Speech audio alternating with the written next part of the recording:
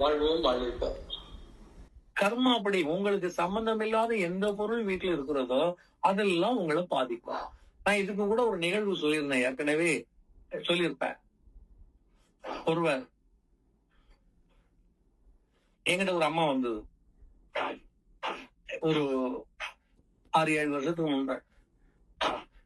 அந்த அந்த அம்மா வந்து சொல்லும்போது, என் வீட்டுக்காரன் என்ன விட்டுட்டு போயிட்டான். எங்கம்மா விட்டுட்டு போனா? இல்லைங்க, 2 பேருக்கும் அடிக்கடி தகராறு வரும், சும்மா தான் வரும், வேற ஒண்ணும் பிரச்சனை இல்லை. ஆனா பாத்தீங்கன்னா வேலையை அவர் என்ன பண்ணிட்டாரு, டிரான்ஸ்பர் வாங்கிட்டு கேரளாவுக்கு போயிட்டார். அது கம்பெனி, டிரான்ஸ்போர்ட் கம்பெனில வேலை பார்த்தான். கேரளாலயே அந்த கம்பெனி இருக்கு, ரோட்வேஸ் எர்ணாகுளத்துல இருக்கு. அங்க போறேன்னு சொல்லிட்டு அங்க போயிட்டார். சரி, இப்ப என்ன அங்க தானே வேலை பார்க்கறாரு. இல்லைங்க, காசு அனுப்புறது இல்ல, தொடர்பு விடுறது இல்ல, போன் பண்ணா போன் எடுக்க மாட்டேங்கிறாரு, எனக்கு விட்டு பிரிஞ்ச மாதிரி தான் இருக்குது, நான் பிள்ளையை விட்டுட்டு வீட்டுல வாழ்ந்துட்டு இருக்கேன், கஷ்டப்படுறோம். இப்ப அந்த அம்மாவுக்கு என்ன சொல்றது? அவன் ஏதாவது சொன்னா நீங்க கேட்டு பேசுவேன்னு. பேசுவேங்க, அப்பப்ப அவர் சொல்றது பிடிக்கலன்னா பேசுவேன், வேணும் நான் பேசுறது இல்ல. இப்பவும் அவரை நேசிச்சுட்டு தான் இருக்கேன். என் புருஷன் எனக்கு வேணும், என் பிள்ளைக்கு தகப்பம் வேணுங்க, அவர் தான் சம்பாதிச்சு தருவார், வருமானம் எனக்கு கிடையாது. எங்க அப்பா அம்மாட்ட போய் எவ்வளவு நாள் நான் வாங்கி வாங்கி சாப்பிடுவோம், அழுது பாவமா இருக்கும். இப்ப அவன் கேட்டேன், ஒருவருக்கு வந்து கஷ்டம் துன்பம் வருதுன்னா ஒண்ணு முன்ஜென்ம கர்மாவா இருக்கணும், அல்லது இப்ப நம்ம செய்யக்கூடிய தவறுகளாக இருக்கணும். முன்ஜென்ம கர்மாவா இருந்தா அதை நீங்க தாங்கிக்குவீங்க. இப்ப நிறைய வீட்டுல இப்ப புருஷன் ஃபாரின் போவான், வெளிநாடு போவான், இல்ல ஊரை விட்டு வேற ஊருக்கு போவான், இவங்க தாங்கிக்குவாங்க, பிரிஞ்சுதான் இருக்கிறாங்க. புருஷன் முன்னாடியும் டெய்லி வீட்லயும் ஒண்ணா இருக்குல்ல, 5 வருஷம் 6 வருஷம் 3 வருஷம் 2 வருஷம் எல்லாம் பிரிஞ்சு வாழக்கூடிய, ஆனா சந்தோஷமா இருப்பாங்க. இது கர்மா பிடிக்கும். அது வலியா இருக்காது, பாரமா இருக்காது. சம்பாதிக்க போயிருக்காரு, வருவாரு, சம்பாதிச்சு நமக்கு பணம் அனுப்புறாரு, பிரிவு பெருசா தெரியாது. இது கர்மாப்படி வந்தது. புது கர்மா இப்ப உங்களுடைய நடவடிக்கை தப்புனால வந்த கர்மானா வலிக்கும், ஒரு நாள் கூட பிரிஞ்சிருக்க முடியாது. அப்படி நீங்க வெளியூர்ல போய் சம்பாதிக்கலாம், எனக்கு வேண்டாம் குப்பை அதெல்லாம் தூக்கி தூர போடுங்க, நீங்க என் கூட இருக்கணும், நம்ம ஒன்னா வாழணும், இப்படி சொல்லுவீங்க. இது உங்களுக்கு பாரமா இருக்கும், வலியா இருக்கும். அப்ப பழைய கர்மாக்கும் புது கர்மாக்கும் வித்தியாசம் தெரியுதா? பழைய கர்மா அங்கேயும் பிரிஞ்சுதான் இருக்கிறீங்க, ஆனா சந்தோஷமா இருப்பீங்க. புது கர்மா பிரிஞ்சு போனோம்னா உங்களால ஒரு நாள் இருக்க முடியாது. நான் தனியா இருக்கிறதுக்காக எங்க வீட்டுல கட்டி கொடுத்தாங்க, நீங்க ஒண்ணும் வெளியூர் போக வேண்டாம், வேலையை அப்படி நீங்க உள்ளூர்ல என்ன கிடைக்குதோ போதும், நீங்க கொண்டு வரக்குள்ள நான் வாழ்ந்துக்கிறேன், என் கூட இருங்கம்பாங்க. அதான் புதுகர்.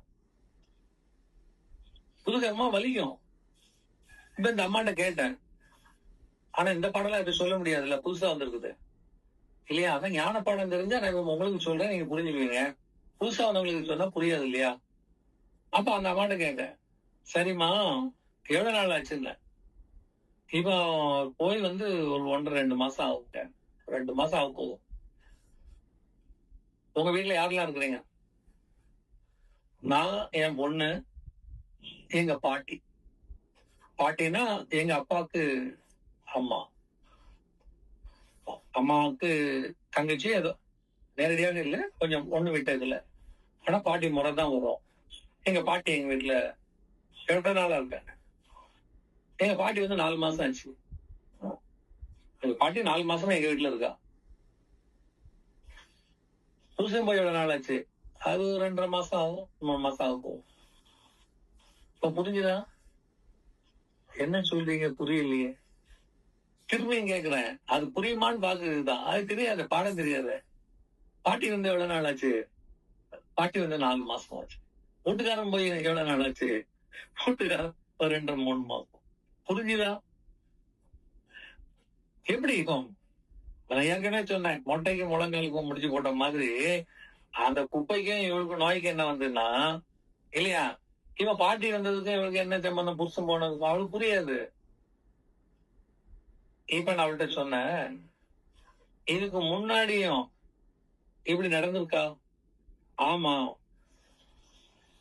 இவன் சண்டை போட்டுட்டு வேற ஊர்ல போய் வேலை பார்த்திருக்கான், சிவகாசியில போய் வேலை பார்த்திருக்கான் புருஷன். எப்ப ஒரு 1.5 வருஷத்துக்கு முன்னாடி. அப்ப அந்த நேரத்துல பாட்டி வந்திருந்தாளா? ஆமா, அப்ப என் பாட்டி என் கூட தானே இருந்தா. அதுக்கப்புறம் பாட்டி போயிட்டா. பாட்டி போன கூட தானே உங்க வீட்டுக்காரர் வந்தான். அப்படி யோசிச்சு பார்த்துட்டு, ஆமா, பாட்டி போன கூட தான் வந்தேன். இப்போ பாட்டி போயிட்டானா உங்க வீட்டுக்காரன் வந்துருவான் எறணாகுள கூப்பிட்டு. இல்ல வேலைக்கு நான் அவனே மாத்தி விட்டா என்ன வேண்டான்னு வந்துட போறான். பாட்டி அனுப்பி விடணும். எப்படிங்க பாட்டி பாவம் இல்லைங்க. அந்த அம்மாக்கு யாரும் ஆதரவு இல்ல. அப்ப வச்சுக்க. வீட்டுக்காரன் எர்ணாகுளத்துல இருப்பான். அப்புறம் கொல்லங்கோட்டுக்கு போவான். அப்படியே ஆந்திராவுக்கும் போவான். அவன் பாட்டு சுத்திட்டு இருப்பான். எனக்கு புரியலையே. உனக்கு புரியாதுமா, சொல்றத கேளு. கேட்க தானே வந்த. அதனால நீ போன உடனே என்ன பண்ற, பாட்டிய ஊருக்கு போறதுக்கு அனுப்புற. போயிட்டுது. பாட்டு போய் எப்படி சொல்றது?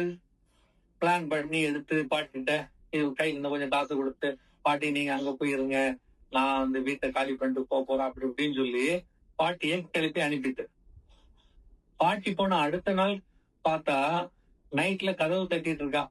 யார் வீட்டுக்காரன் வந்திருக்கான். லீவ் போட்டு வந்தானா பிள்ளைய பார்க்கணும்னு ஆசையில. இவளுக்கு இப்பதான் அவன் குத்திச்சு. ஆமா, நான் சொன்னது சரிதானு எனக்கு போன் அடிச்சா. ஐயா நீங்க சொன்ன மாதிரியே நேற்று நைட்டே வந்து கதவு தட்டாரு. பாட்டி மதியம் தான் போனான்னா. புரிஞ்சுதா? ஆனா இந்த ரகசியம் உனக்கு தெரியாது. நமக்கு வேண்டாத நெகட்டிவ் ஆஸ்பெக்ட்ஸ் இருந்ததுன்னா அது பாதிக்கும்.